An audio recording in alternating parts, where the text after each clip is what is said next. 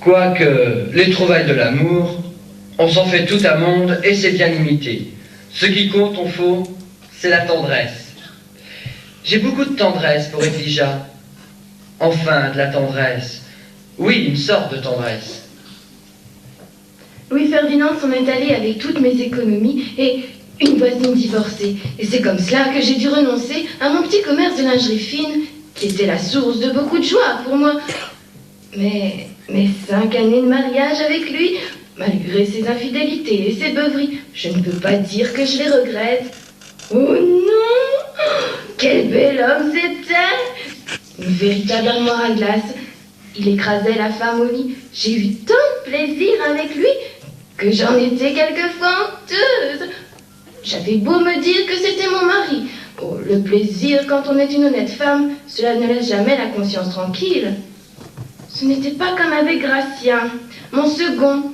Nous sommes restés mariés 10 ans. Eh bien, je n'ai jamais vu tout nu. Ah, on peut dire que ma vie de femme a été bien courte.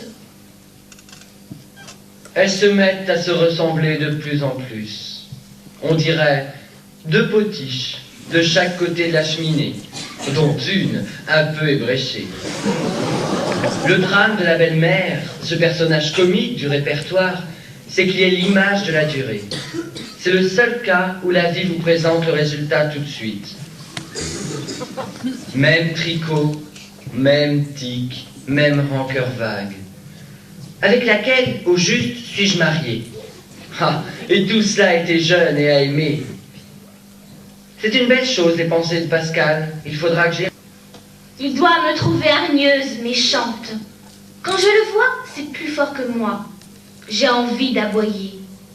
Son odeur, c'est curieux, je n'y prêtais pas attention autrefois, ni au bruit qu'il fait en mangeant. Pauvre Charlotte. Si elle se doutait comme cela a peu d'importance au fond. Ce n'est qu'une façon de faire connaissance. Oh, on se sent si seul. Tu as mal? Pourquoi? Tu viens de pousser un soupir à fendre l'âme. Ce n'était rien. La chronique dramatique de Gontran dans le Figaro. Mauvaise, je suppose. Non, excellente, mais pour un autre. Sa vanité. Sa sotte vanité d'auteur qui ne s'avoue même pas. Il prétend qu'il est au-dessus de cela. Je t'en fiche. D'ailleurs, moi non plus, je n'aime plus cette pièce. C'est une véritable brute. Tout le monde le déteste à Paris. Et je crois bien que je le déteste aussi. Pauvre Charlotte. Au fond, elle est encore mignonne. Et si je ne la connaissais pas... D'abord, tous les hommes sont coupables. J'aurais pu me remarier il n'y a pas si longtemps, avec Stéphane Le Harcois. Il était très bien conservé, un ancien colonial. Mais il y avait quelque chose dans son regard qui m'a fait peur. Il m'aurait traité comme ses négresses. Dieu sait ce qu'il aurait été capable de me demander. De danser nu peut-être? Oh, cela m'en donnait des bouffées de chaleur à l'époque. Et maintenant encore, quand j'y repense, on est à l'abri de rien. J'ai tenté de le dire en confession à l'abbé Mouillette. Il a haussé les épaules. Il n'a rien compris. Ah, cela, comment que leur porte pas un bon gros adultère? Tu disais, maman? Oh, rien. Je pensais seulement qu'il fallait que nous songions à dîner. Adèle est partie à sa tuerie depuis une demi-heure. Elle n'est toujours pas rentrée. Celle-là, pourvu qu'elle court, le jour où elle nous reviendra bien enceinte. Et fortissier, je la trouve palote, cette enfant. Vous la surveillez tellement qu'elle dépérit. On doit se dégourdir les jambes à son âge. Tu pourrais peut-être l'y aider. Oh, elle est mignonne, tu m'y fais penser. Oh, assez! Non, assez, c'est moi qui viens Oh, faire. comment ça? C'est toi qui dis assez? Oui, c'est moi qui viens faire. Oh, et peux-tu me dire pourquoi tu dis assez? Je dis assez parce que tu as dit assez. Alors c'est moi qui dis assez. Oh, mais assez de quoi? Assez de tout, assez d'assez. Oh, je vais la voir, ma migraine. Et c'est bien toi qui l'auras voulu.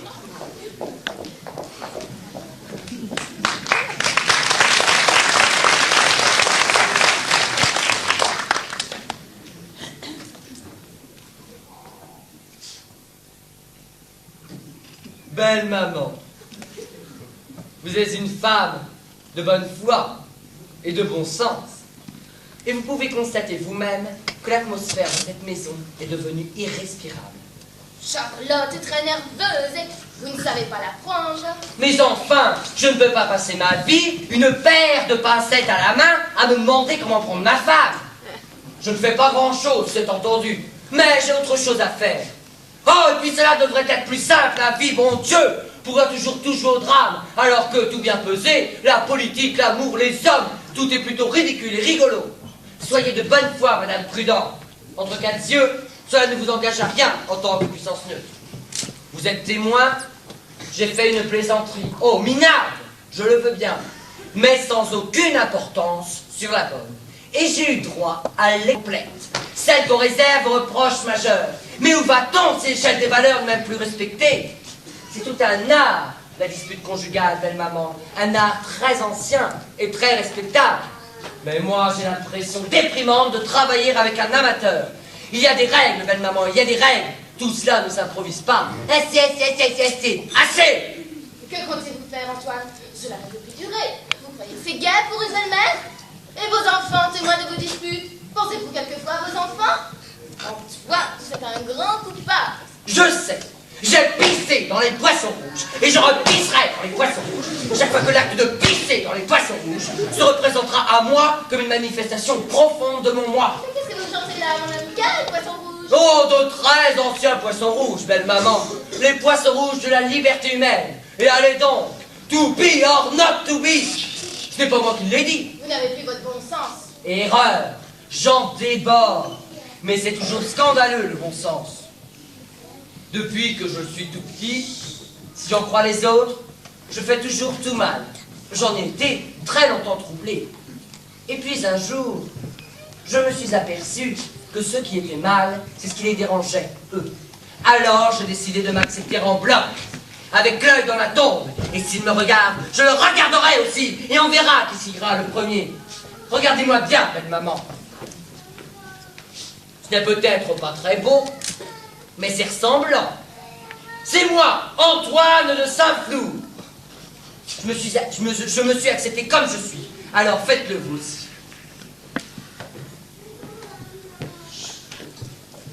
Antoine, où allez-vous? Vous y longez de mieux?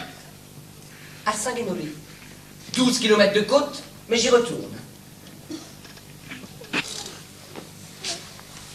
Dites-moi la vérité, Antoine. Vous comptez divorcer, n'est-ce pas? Et épouser cette Edwija Patakès? Pour changer de reproche, en aucun cas, belle maman. D'ailleurs, je crois à l'indissolubilité du mariage.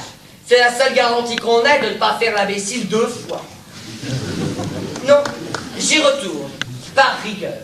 Et autant vous dire la vérité, vieille ingénue, puisque de toute façon vous ne pouvez pas la comprendre, sans plaisir. Le derrière d'Edwija Patakès est parfois pour moi aussi ennuyeux que la lune, cette boule blafarde qu'on se sent obligé d'admirer les soirs d'été avec une vague pensée métaphysique. Non, j'y retourne, par rigueur, pour me prouver que je suis libre. C'est ça. Ah, l'homme. En une fois, à moi la lune. Il y a des gamins qui ont sonné pour dire que devant le garage où son vélo il avait ses 2 pneus crevés. Ils disent qu'ils ont sonné pour dire que c'était pas eux, mais je les reconnais, c'est des voyous. Un jour, pendant que j'étendais mon linge, ils sont passés derrière mon escabeau et m'ont soulevé ma jupe avec un bâton pour voir ma culotte. Bon, eh bien, si le destin s'en mêle, je ne serai pas coupable ce soir. Je vais consoler Charlotte. Ma petite Adèle, combien de temps faut-il pour aller jusqu'à la pâtisserie? Ça dépend Ça dépend de quoi? des rencontres qu'on fait. Adèle, il ne vous a jamais dit qu'il fallait avoir peur des hommes?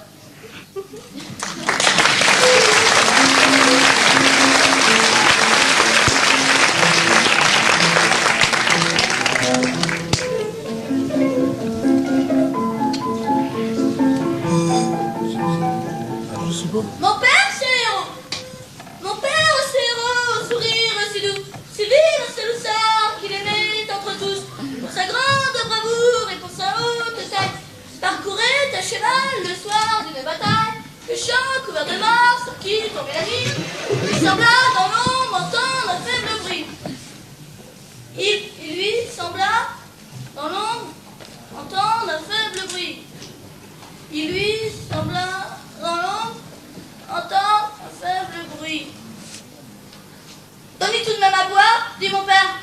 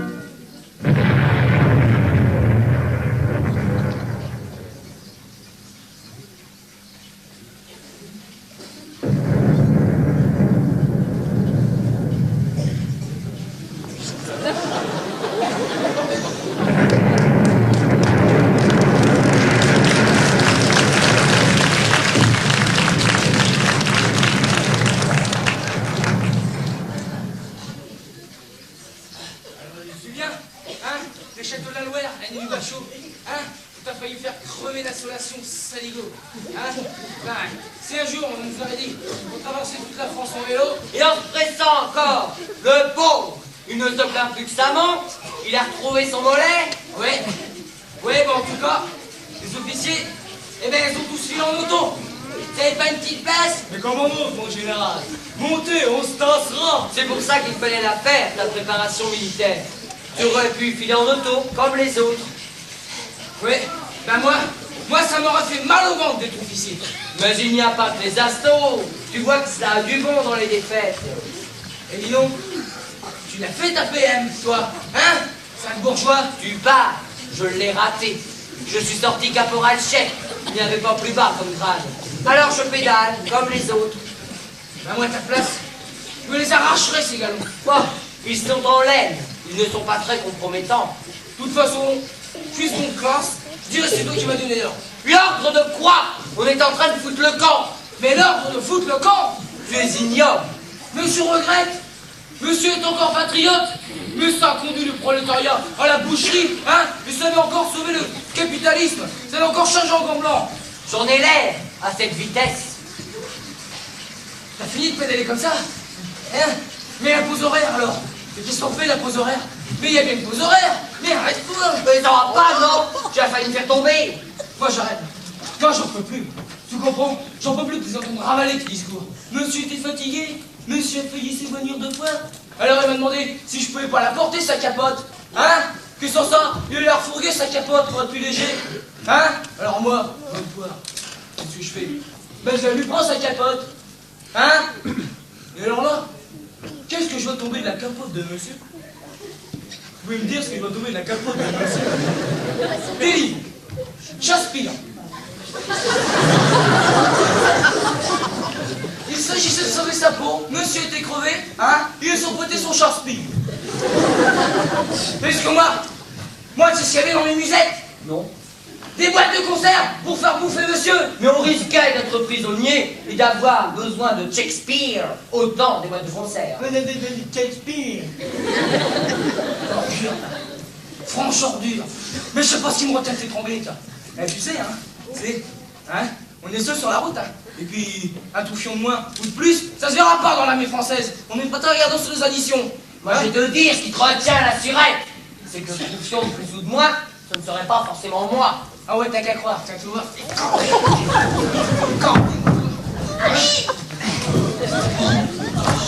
Antoine, relève-toi là. Qu'est-ce qu'il y a? Il y a quelqu'un sur la route là-bas.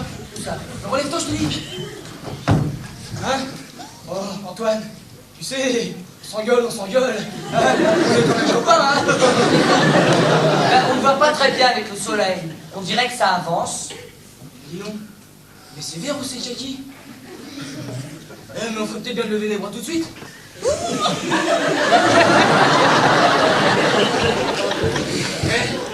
Comment on dit camarade en allemand? Caméra. Camarade.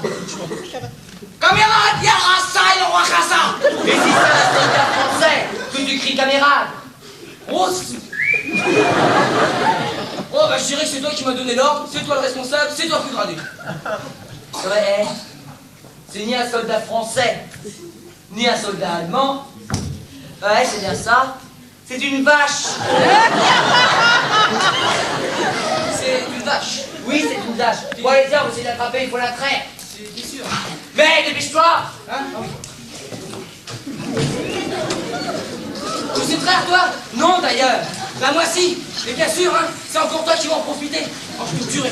Toi, je te tuerai un jour, pouvoir passer ta vie à m'exploiter. Oui, mais pour l'instant, ne la laissons pas filer. Prends à gauche, je prends à droite. Ouais, d'accord. À gauche.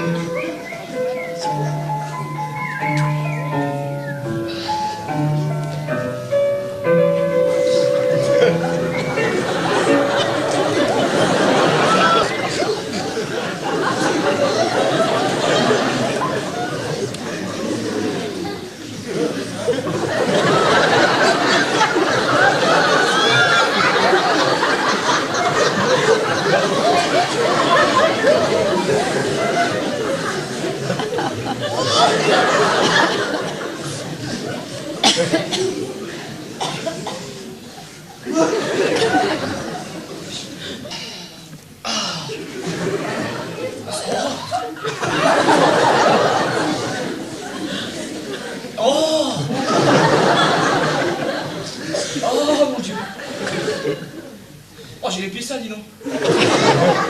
Oh, j'en ai honte pour toi. Ouais. Oh, tant pis, je garde mes chaussettes.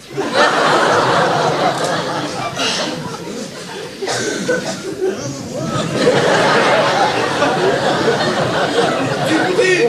Oh, comment ça je pue? Bah oui, tu pues. Oh, tu sais, hein, en temps de guerre, le sang bon, hein.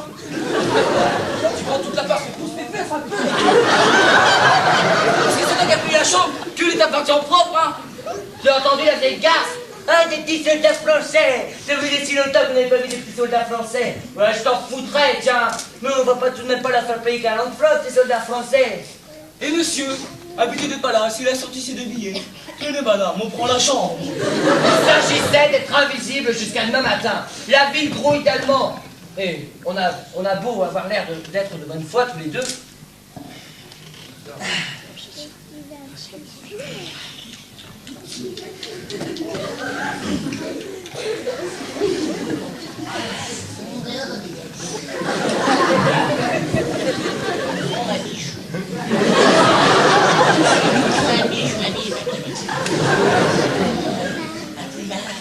Oh, un vrai plumard. Et avec des draps, à 4 heures de l'après-midi. Oh, Dommage que ça soit avec toi, tiens. Antoine. Quoi? Antoine. T'en as eu beaucoup, toi, des femmes? Bon, si on tient compte du chiffre global, on n'en a jamais beaucoup. Mais c'est peut-être ça qui rend les hommes si nostalgiques. Ah ouais, je vois ce que c'est. Je vois ce que c'est. C'est avec son théâtre, hein. Il leur dit, vous voulez un rôle? Bon, très bien, mais faudrait y passer. Ah non! Je n'ai jamais fait ça! J'aurais pu le faire, mais je n'ai jamais fait. Il l'a jamais fait. Il est nul, moi je l'aurais fait. Oh, j'en aurai trop de pardonner, tiens. Jamais j'y arriverai, jamais. Jamais. Oh, pousse ton pied! Ah, mais je peux pas, j'ai mes chaussettes alors. Pousse le bordel, Ah, mais vite, ça c'est va, toi. hein. On partage en cas de nécessité, mais on fait quand même sentir que c'est toi qui as payé la chambre, hein. Tous les mêmes, on prend la grosse part. Oh, tu rabâches! Dors maintenant! Demain matin, l'aspiration sera meilleure. Mais de l'esprit en plus. Mais monsieur sera servi de tout pour m'abaisser. Écoute, je veux pas t'abaisser, je veux dormir! Alors ça, c'est encore pire. Ça, c'est encore pire. Ça vient d'instinct, je suis sûr. Ça vient même du Moyen-Âge. Mais ça ne me vient pas du Moyen-Âge! J'ai eu toute mon enfance pour m'habituer à toi, les fesses sur les bancs, au lycée. Je te connais? T'es malheureux comme la pierre. Alors, tu sors ça comme tu peux. Ouais, bah tu sais, hein. Quand on en a pas vu tout le monde, eh ben on a une grosse addition. Mais comme tu n'as que moi sous la main, c'est moi qui la paye. Moi, j'ai connu des pauvres qui n'étaient pas du tout emmerdants. Ouais, c'était plus commode, hein. Des pauvres à maman, sans doute.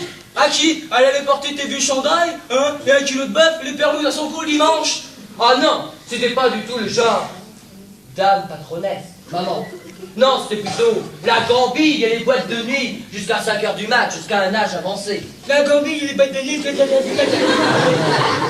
forcément, hein, dans les boîtes du Mitlus, où la bouteille, c'est la semaine entière d'un travailleur. Exactement. Et ça me dégoûte autant que toi. Alors.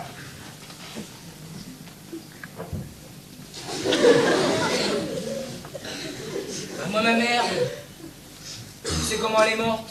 Non. Eh ben, elle a reçu sa lessiveuse sur la gueule. C'était atroce. Ma mère, elle pesait 40 kilos, la lessiveuse 3 tonnes. Alors, Tu l'aimais bien, ta mère? ça te regarde pas. De toute façon, tu ne comprendrais pas. Entre nous, ça n'avait été que des histoires de coups sur la gueule. Elle au début, moi après quand j'ai eu l'âge. Bon, allez, Nous dors. aussi on a des traditions. Dors maintenant. Demain, tu ne pourras plus avancer. Ah c'est ça. C'est ça, hein. T'as peur que je t'embrouille, hein. Tu veux me semer? Ah, allez, avoue le nom que tu veux me semer pour pouvoir t'en tirer tout seul. Ben moi, quand j'ai eu 15-16 ans, l'âge ingrat, tu vois, bah, un jour, j'ai pensé à me faire curer. Et puis après, j'ai rencontré un copain qui était jeunesse communiste et je me suis inscrit au parti. Oh, ça revient au même. Et puis, après, je me suis barré. Ouais, parce que eux aussi, ils essaient de m'humilier, comme tous les autres. Moi, quand j'aurai une bonne, hein, quand j'aurai du fric, bah j'aurai une bonne.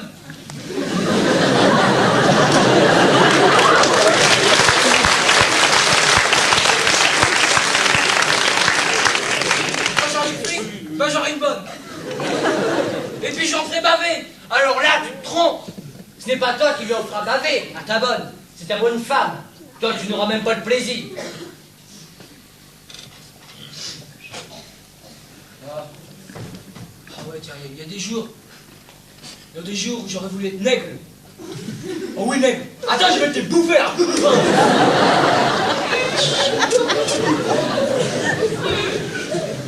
Il y a des jours aussi où j'aurais voulu être bossu. Touchez ma poche, mon seigneur, et vous aurez du bonheur.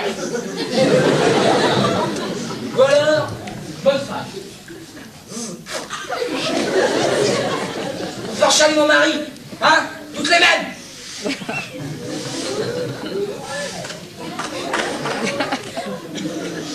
Fous-moi la paix maintenant. Tu dors. J'ai ras-le-bol. Tu es trop laid. De toute façon, tu sors ça comme tu peux. Si on leur racontait notre histoire, il y a des gens qui se demanderaient pourquoi je te supporte. Ah, moi, je vais te dire pourquoi tu me supportes. Je vais te dire pourquoi tu me supportes, moi.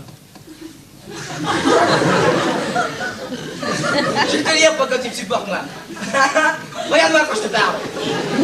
Dans les yeux. Je vais te dire pourquoi tu me supportes. Je vais te dire. C'est parce que t'es trop lâche. Et c'est comme ça qu'on t'a. Tu as été fort, moi.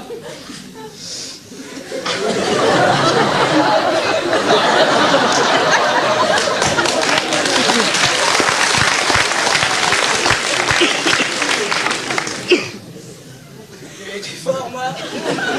J'avais été, je sais pas, moi. Ouais, si j'avais été un orche Schwarzenegger. Ou alors, si j'avais été Rambo. Hein? Moi, si j'avais été fort, si j'avais des pectoraux comme ça, hein, des cuisses comme ça, et des abdominaux, là, hein, ben, il y aura longtemps que je t'aurais cassé la gueule, il y aura... Ouais, il y aura longtemps que je t'aurais cassé la gueule, mais... Non, bon, aussi, comme ça, bon...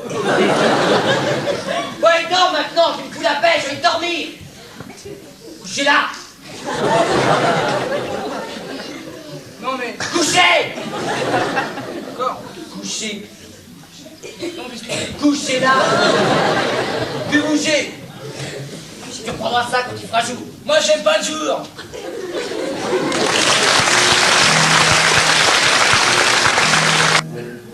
Antoine, mon chéri. Oui, maman. Tu travaillais? Je sors. Je vais à un gala à ce moment à l'opéra.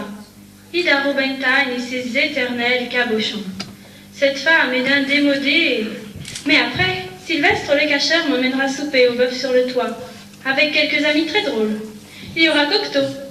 Je rentrerai sûrement très tard. Si ton père appelait, écoute, il n'était pas très bien ce soir. Oui, maman. Pourquoi me fais-tu la tête encore? Oh, je ne te fais pas la tête. Tu es Sylvestre le cacheur, je le sais. Tu es tous les hommes qui s'intéressent à moi. Je ne sais pas ce que tu vas imaginer, maman. Tu ne peux pas comprendre que je suis une femme et que j'ai le droit de vivre comme une femme. Je me suis sacrifiée pour toi. Je ne suis restée auprès de ton père que pour toi. Maintenant, c'est un infirme haineux. Dois-je m'enterrer vivante à mon âge? J'ai bien le droit d'y vivre un peu. Oui, maman. J'aime danser, j'aime sortir. Est-ce un crime? Non, maman. Alors, ne me fais pas toujours tout payer par ton mutisme et tes airs de victime. Je ne te reproche rien. Va danser, maman. Alors, fais-moi un sourire. Voilà. Tu l'aimes, mon nouveau parfum? Beaucoup. Va danser, maman. Tu es très belle. C'est amusant, ton ami la surette. J'adore les petits pauvres. Ils ont une façon de vous regarder. On dirait qu'ils lèchent une vitrine. Il a bien failli me manquer de respect l'autre jour. Je lui casserai la figure. Mais non, j'étais très flattée. Tu ne connais rien aux femmes. Madame Récamier disait, quand les petits ramoneurs ne se retourneront plus dans la rue, alors je comprendrai que je suis devenue vieille. Allons, tu boudes encore? Décidément, j'ai un fils qui ne me pardonne pas à sa maman d'être jeune. Toi aussi, tu verras, tu l'aimeras le plaisir. Et tu feras souffrir les autres, ou alors ils te dévoreront tout cru. Si ton père appelle, écoute. Mais moi, je n'en pouvais plus ce soir. J'étais littéralement poissée de pleurs. Et tout le monde a le droit de vivre après tout. Oui, maman. Mais tout le monde n'est pas aussi doué que toi, maman. Et pour finir, cela vous colle, les larmes, comme la mouche sur son papier. On bat encore des ailes pour se croire libre, mais c'est tout. Tu as fait tes devoirs, Antoine? Tes mains sont propres? rien à te reprocher. Toutes les chis en lit en même temps. Ah, pas possible.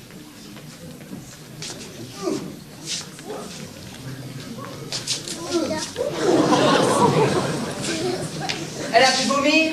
Oui, les jeunes filles si astriques, si distinguées.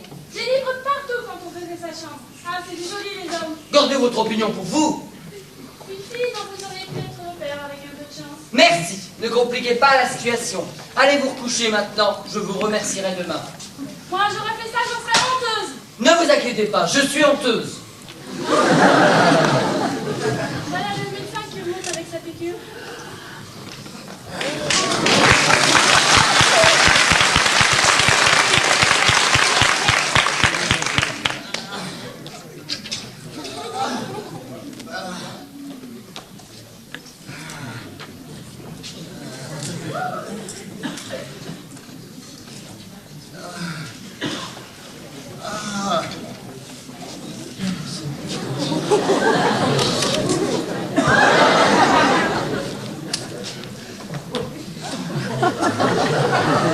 Voilà.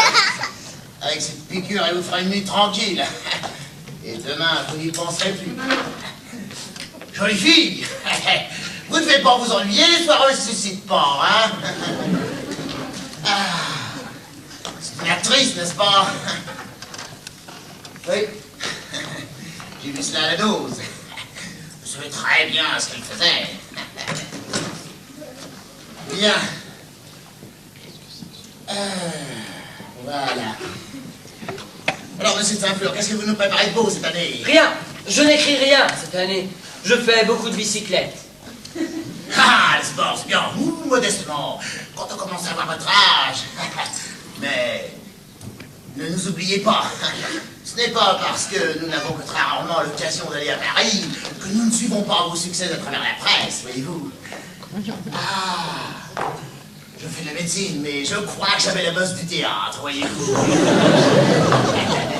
J'ai toujours rêvé d'être critique dramatique. Oui, acteur, je ne dis pas, non. J'en avais pas le physique ni l'emploi. Auteur non plus, j'aurais été incapable d'écrire une scène. Mais critique, voyez-vous, j'aime bien m'occuper des autres. J'aime bien m'occuper des défauts des autres. Voyez-vous, vous avez quelques instants, j'aimerais bien bavarder de tout ça avec vous. Mais vous croyez que nous n'adhérerons pas? Non, non, adore. Vous n'êtes plus inquiet pour elle? Pas du tout, voyez-vous. Alors, ce nouveau théâtre, vous qui êtes un homme de la partie, qu'est-ce que vous en pensez? Je vous avouerai qu'en ce moment, je n'ai pas beaucoup la tête à la chimie. Oh, on demande génie, on dort, manger, faire de secours. On va pas pouvoir bavarder tranquillement.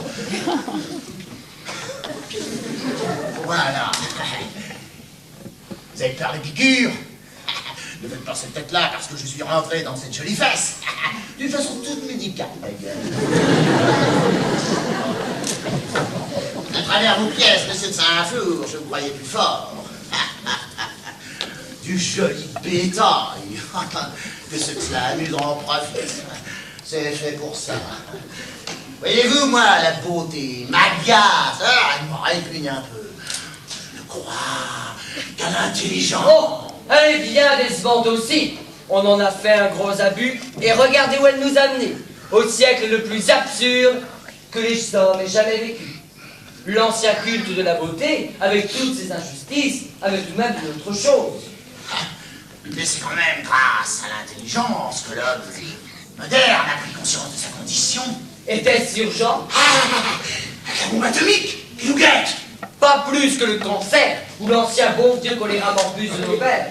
C'était leur bombe atomique, non merci. C'était leur bombe atomique, à eux. Et si l'homme doit sauter un jour, est-il si important qu'il soit conscient de sa véritable condition? Elle aura si peu d'importance d'un seul coup. Non, moi, voyez-vous, devant le danger, j'organiserai de grandes kermesses, de vastes orgies. Mais l'intelligence est la plus rare des orgies. Pas la nôtre. C'est une science de l'esprit que les roseaux penseurs des cafés de la rive gauche prennent pour elle. Une diarrhée. De nos jours, l'intelligence fait sous elle. Mais elle n'a à peu près aucun rapport avec l'instrument tenu bien en main dont se servait Descartes. Mais c'est en remettant toujours tout en question que l'homme moderne, grâce à son intelligence moderne... D'abord, qu'est-ce que ça veut dire, intelligence moderne? Vous croyez que c'est une chose qui fait des progrès, comme les moteurs à explosion? L'instrument est resté le même, que je sache. De nos jours, le premier penseur de bistrot venu, sous prétexte qu'il boit du Coca-Cola, les fesses sur du plastique, sous un tube à néon, a tendance sacrément plus long que Platon. Mais c'est en faisant table rase du passé, de tout, y compris du marxisme-léninisme, que l'homme a pris conscience de son néant, monsieur. Oui, néant de sa morale, néant de sa religion, néant de son sexe. Je ne vous passe que le sexe. Il a du moins un avantage, il est muet. Voyez-vous, monsieur, dans ce petit village, je suis obligé de faire de la médecine générale, mais ma spécialité, c'est la gynécologie. Eh bien, voyez-vous, si tous les hommes étaient gynécologues, il y aurait beaucoup moins de crimes passionnels. Mais Dieu merci, les hommes n'ont pas décidé d'être encore tous gynécologues. Et les conseillers conjugaux qui donnent des conseils à madame et monsieur assis tout raides sur leur chaise dans le cabinet passé au Ripolin. Ah, j'aimerais bien voir comment ils le font, eux, l'amour, les conseillers conjugaux. Cela doit être gai. Est-ce qu'on ne peut pas lui foutre un peu la paix à l'homme et le laisser se débrouiller seul? Il en crève d'assurance sociale, votre homme. Il n'ose même plus faire un paix sans être sûr qu'il lui sera remboursé. Et c'était pourtant un des animaux les plus redoutables de la création. Oh, ben alors là, monsieur Saint-Flour, vous m'étonnez. Et alors, permettez-moi de vous dire que je ne suis pas tout à fait votre ami. Oui, mais moi, je suis du mien, et je n'en discute même pas. Vous avez voulu qu'on parle, alors laissez-moi parler. C'est comme ça que je conçois la controverse. Mais il me semble que la controverse, dans une société démocratique, est une chose admise. Pas par moi. C'est pour cela que je ne discute jamais, ni sur la politique, ni sur l'amour. Ce sont des sujets sur lesquels on s'est tue pendant des siècles. Et c'est depuis que tout le monde s'en mêle que rien ne va plus. Autrefois, la politique, c'était l'affaire des ministres, et l'amour, l'affaire des putains. C'était elle, les conseillers conjugaux. Et permettez-moi de vous dire qu'elles en savaient un peu plus haut que les vôtres. Aujourd'hui, tout le monde veut être ministre, tout le monde veut être putain. Mais c'est que nous savons, maintenant que chaque homme a le droit d'assumer pleinement sa condition et de travailler pour l'homme, par l'homme, dans l'humain. Parce que vous d'un putain de vote ou d'un poste de télévision qui aura individu votre homme. Et ce n'est pas parce que quelques esprits tortus, Comment, monsieur? Comment, monsieur? Est-ce une allusion? Quelle allusion? Tardue, monsieur. C'était une expression malheureuse, et je vous prie de m'en excuser. Suffit, monsieur. Ce n'est pas parce que votre colonne de vertébrale dessine une droite, votre colonne muenne dessine une courbe, comme beaucoup de choses dans la nature qu'on trouve très jolie, que vous avez le droit de le prendre de haut avec moi. Tous les hommes sont égaux, monsieur. Je n'ai jamais dit le contraire. Taisez-vous. Vous savez, il y a des fois, monsieur, j'ai honte d'être un bossu français. Moi aussi. Enfin, je voulais dire... De tout temps, monsieur, on nous a humiliés, on nous a rabaissés. Le peuple français le plus rigolard, et qui se croit le plus fin d'Europe. Laissez-moi aller. Maintenant, nous tenons le haut du pavé, nous avons des bossus partout. Oui, monsieur, dans le gouvernement, dans les banques, dans les journaux. On les voit pas, parce que ce sont des hommes de paille que nous avons mis à notre place, que nous payons très cher. C'est eux qui sont nommés présidents et directeurs généraux. Mais nous les manipulons dans l'ombre. Voyez-vous, monsieur Saint-Flour, je ne suis qu'un pauvre petit bossu de province. Mais ne vous avisez pas de toucher à nos basses, sinon on les vous prêtera. Mais c'est tout de même pas de ma faute si ma colonne vertébrale dessine une droite. Non. Mais marchez quand même tout de même un petit peu courbé, s'il vous plaît. Voilà. Adieu. Adieu, monsieur. Demain, votre malade sera fraîche comme une rose. Vous pourrez reprendre vos jeux dégoûtants. Sans remords, monsieur. Car j'imagine que ça ne doit pas vous étouffer beaucoup, vous, hein. Les remords. Allez, c'est ça. Redressez-vous, hein. Faites un affirme. C'est nazi.